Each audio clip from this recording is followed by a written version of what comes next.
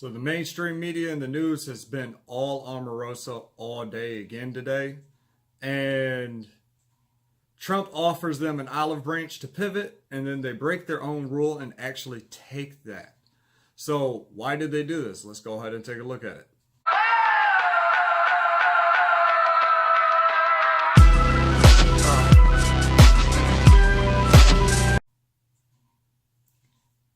So Omarosa has spent most of the day in the news again today. And it's easy to see why when you look at the larger narrative of what the mainstream media has been pushing over the last week and a half and kind of why they've been pushing this. So we'll kind of get into that. Where Omarosa, let's look at Omarosa herself. She's coming up as opportunistic. You know, and what people are asking was, if she knew that Trump was a racist for the last 10, 12 years, why was she still working for him? And you were his biggest cheerleader, and now all of a sudden you come out and you say he's a racist, that he wants a race war, and all these things. And everybody's kind of looking at it. And if you've been against Trump since the beginning, you're looking at her and going, wow, welcome to the party. Why were you cheerleading for him again? So, you know, she was really late to the party, and I've read some pretty interesting quotes today that, honestly, I don't even feel like I should say on this YouTube channel. You know what? Okay, so one of them was, and I believe this was a guy, an African-American lawyer out in Los Angeles, and this was in the New York Times, and I don't remember exactly who said it, but the quote was, if she can produce a tape that has Trump saying the N-word, we might let her get a carry-out plate from the cookout. We'll have somebody bring it to her. Nobody's buying it. It's fake outrage. Even though she's producing some tapes on Trump, we don't believe she's in this because she's against Trump. We all know this is a giant money grab, and it's very, very transparent. And so the mainstream media is using her to kind of push this Trump's a racist narrative. And if you look at the last 2 weeks, this has been really, really heavy in the news. So you had LeBron James is dumb, and they've been pulling out the long IQ. And really, this is where I wish Trump would stop tweeting, because he's brash, he's crude. This is who he is. And the people who support him just accept Trump, that's what Trump is. He's brash, he's crude. We don't care that he called Omarosa a dog. He called Kristen Stewart a dog. It had nothing to do with race, even though they're trying to gin up the racist tweet against him now, trying to say that it's a racist term that he's using. Basically, but she's black, or a woman, but he's done it to women, he's done it to men. You know, he's kind of, I think Kellyanne Conway had it right or Sarah Huckabee Sanders said he's equal opportunity. He's going to go after you, and he has the same mannerisms and same takes on things, and he uses phrases that he likes.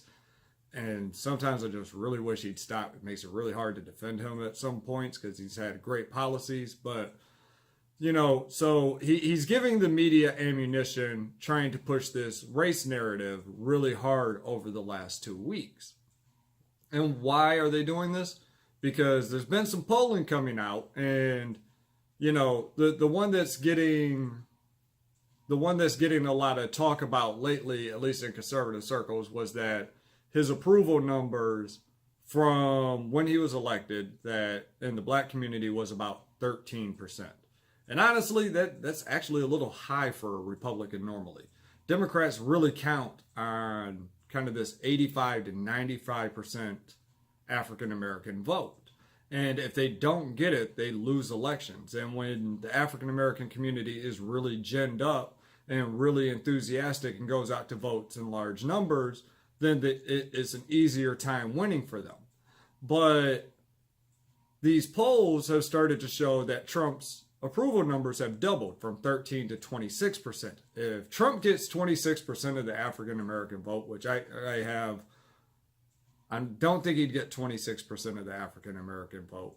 And I don't believe it would carry over to the primaries. And so I don't think it's going to have that much effect. But I believe it's really worrying. I mean, the article that I read that was actually talking about the poll was that the NAACP basically put out the poll and then called the poll racist because he had hired Trump, or that he had doubled his support.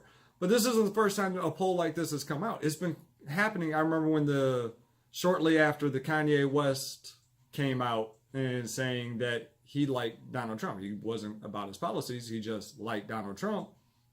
And you started seeing polls that his black approval numbers were going up, and that it doubled, and they all said it was a fluke. Ha ha ha. They laughed about it.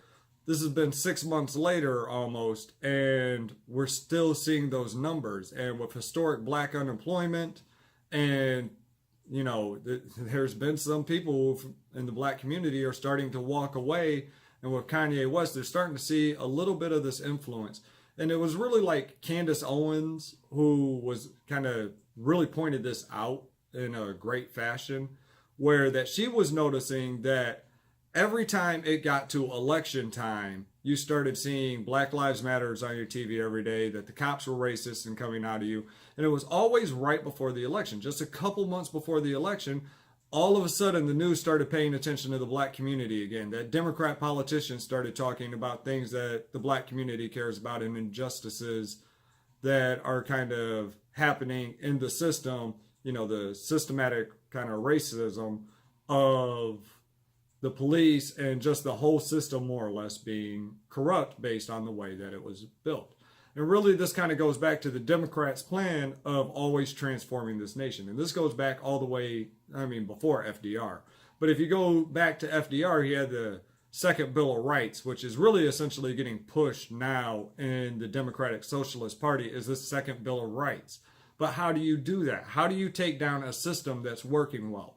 Well, you got to say it's not working well. And who is it not working well for? Well, it must be working well for whites and Christians because they're the people who built it. But if you're a minority or you're not a Christian, then it's not working for you. It's corrupt, it's racist, it's sexist, it's everything. So what you need to do is tear down the entire system.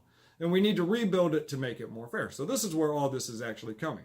So the mainstream media then turns around and they kind of try to gin up the Republicans are racist, and in this case, Trump is racist.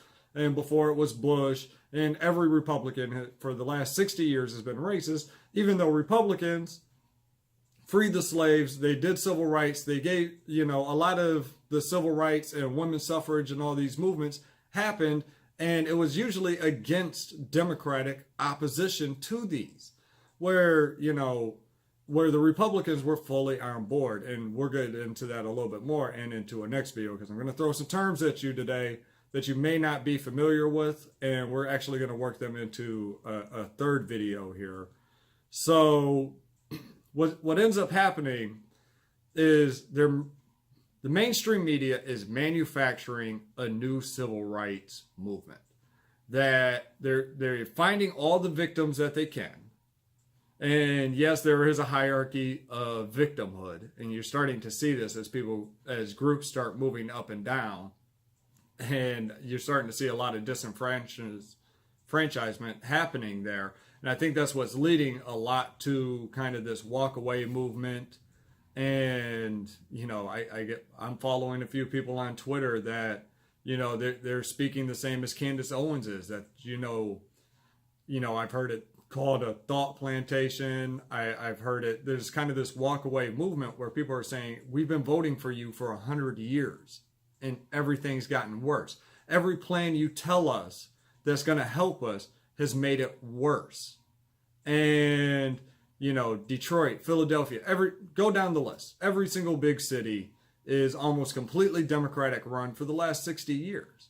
And, in heavy minority cities, you have minority candidates, and they're running the police department. You got minorities running the mayor's office and the city council, and then they run around, and even the police force will be a majority of minorities.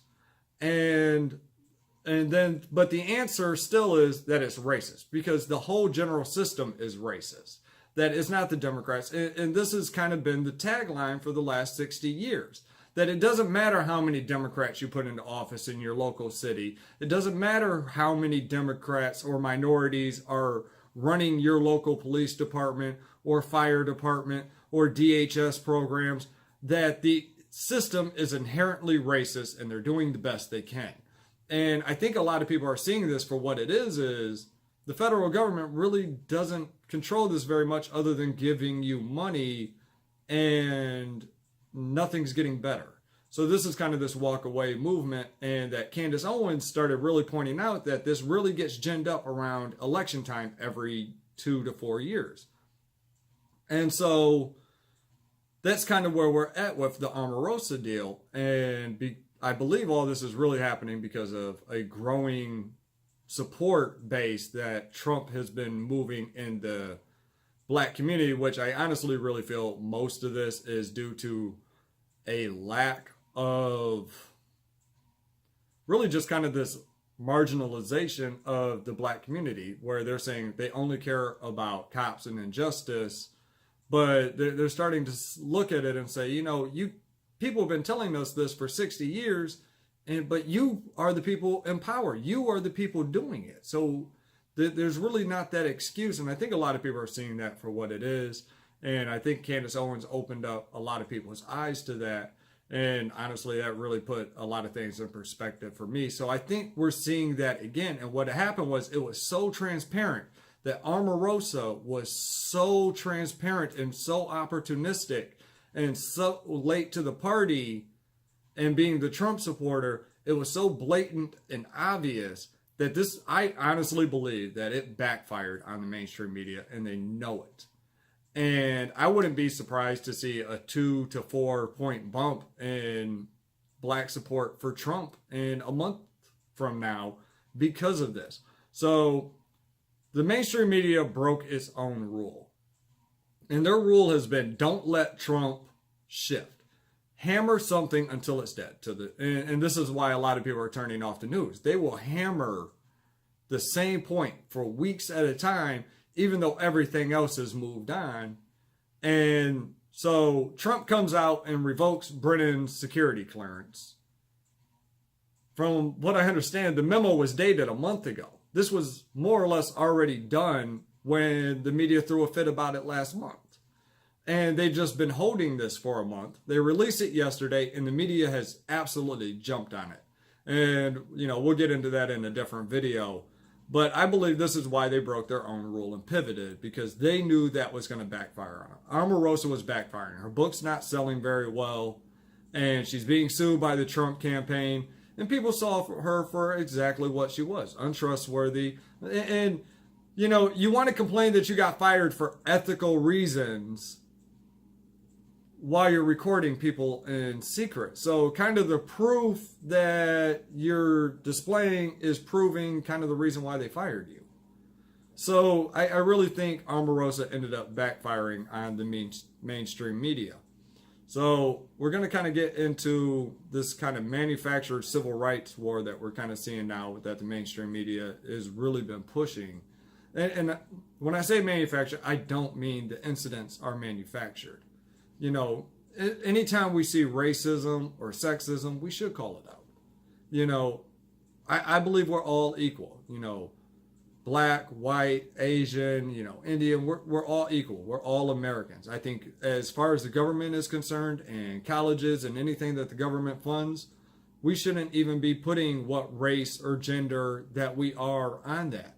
Maybe our social security number or some other type of identification number. But we should all be treated as Americans, all completely equal in the government's eyes. We shouldn't be favoring any race above one another. And I believe, honestly, most Trump supporters and most people would agree with that. But what ends up happening is that the mainstream media, there's 350 million people in this country. And honestly, it's probably a lot more than that. You're probably talking anywhere in this country at any given time is probably closer to 400 million people, between tourists and trade and illegal immigration and just a general sense of who's not on the census. There's probably close to 400 million people in this country at any given time. So if 1 in a million people committed a racist incident every day or once a week, you're getting 400 a day, 400 a week, and that's absolutely horrible. But in the grand scheme of things, and that's why you see a lot of conservatives go over and say, if you look at the numbers and kind of the percentage, these are minuscule problems. Now, anytime, I support the police, I support the military, and I think it's really hard to kind of, if you've ever looked at some of the body cam footage, it's hard to tell what happens. And then 2, 3, 4 days later or a month later, you get into kind of Monday quarterbacking what happened in a tense situation where maybe that officer was scared and the suspect was obviously scared, or it was dark. And these aren't excuses, as of this is trying to understand the situation that I've never been in personally. I've never had a chance where I was running through a neighborhood where people honestly don't like me all that much, and I don't know what's around the corner, So it's trying to be kind of a little understanding on both sides.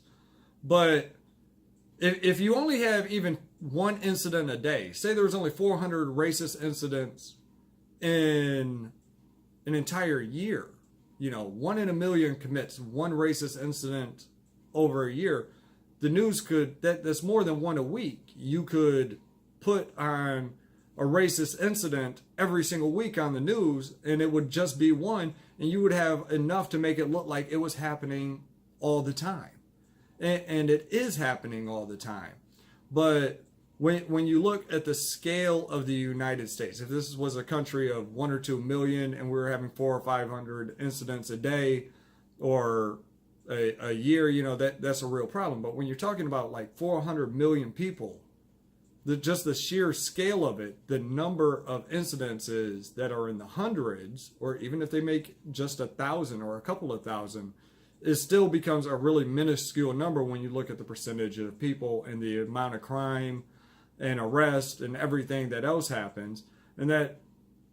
So what they do is they take these few amounts of incidents and then they go ahead and gin it up. They get in the news and they'll have panel after panel after panel on the same incident for 2 or 3 days. And then something else happens. There's no shortage of racist incidents to go out and look, because this is such a large country and those people exist. As much as we want to pretend they don't.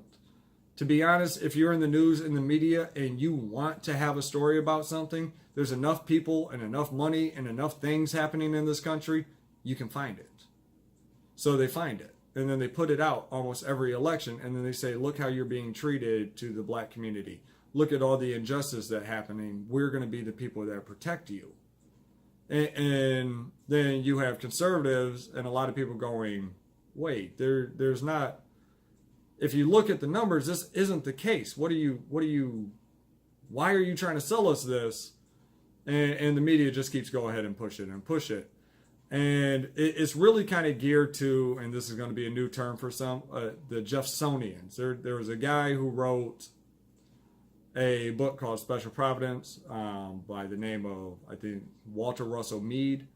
And Jeffersonians is kind of a school of thought in the United States. And he actually had 4 schools of thought that had to do with foreign policy. But Jeffersonians don't care about foreign policy. They're more kind of, they've transformed into Trump supporters at this time. And the term Jeffersonian comes from the thoughts of, Thomas or Andrew Jackson.